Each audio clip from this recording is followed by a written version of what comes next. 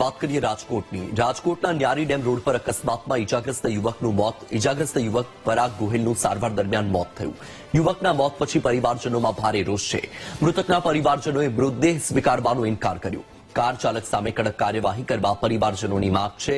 તપાસમાં બેદરકારી દાખવનાર પીએસઆઈ ચૌહાણ સામે પણ કાર્યવાહીની માંગ કરી છે.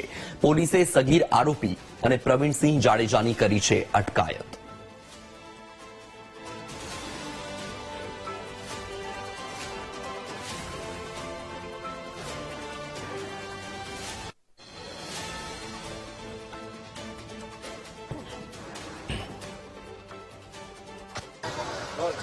ન્યારી ડેમ ખાતે અકસ્માતમાં એક યુવાનનું મોત થયું છે અને ત્યારબાદ હવે ક્યાંક ને ક્યાંક પરિવારજનો દ્વારા જે આ યુવાન છે, મૃતક યુવાન, તેની લાશ સ્વીકારવાનો ઇનકાર કરવામાં આવી રહ્યો છે. યુવાનનું હાલ જે મૃતદેહ છે તેનું ફોરેન્સિક પીએમ છે તે કરાવવામાં આવી રહ્યો છે અને સમગ્ર મામલે તાલુકા પોલીસ દ્વારા તપાસ છે તે શરૂ કરવામાં આવી રહી છે. પોલીસની કામગીરી ઉપર અનેક સવાલો ઉભા થયા છે.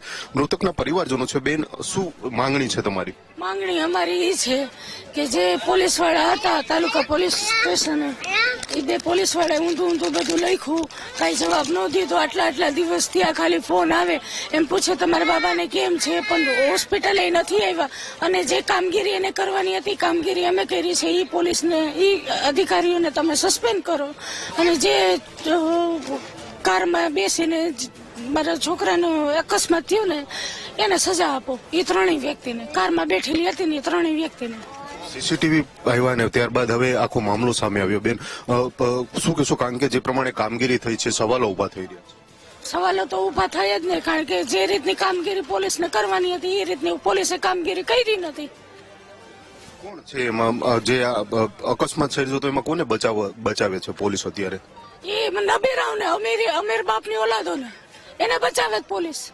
આ અમારો ગરીબ, અમે ગરીબ છીએ, અમારો છોકરો એક્સપાયર થઈ ગયો, એનો કઈ મતલબ જ નહીં ને. ત્યાં રૂપિયા મળે એટલે.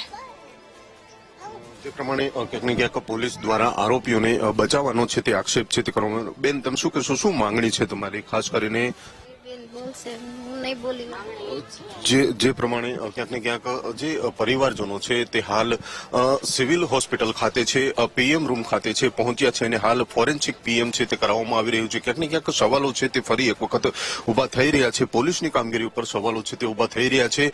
હાલ તો પરિવારજનોએ મૃતદેહ સ્વીકારવાનો ઇનકાર કર્યો છે, પરંતુ જે પ્રમાણે પોલીસની કામગીરી છે તે પણ ક્યાંક ને ક્યાંક શંકાસ્પદ જોવા મળી રહી છે.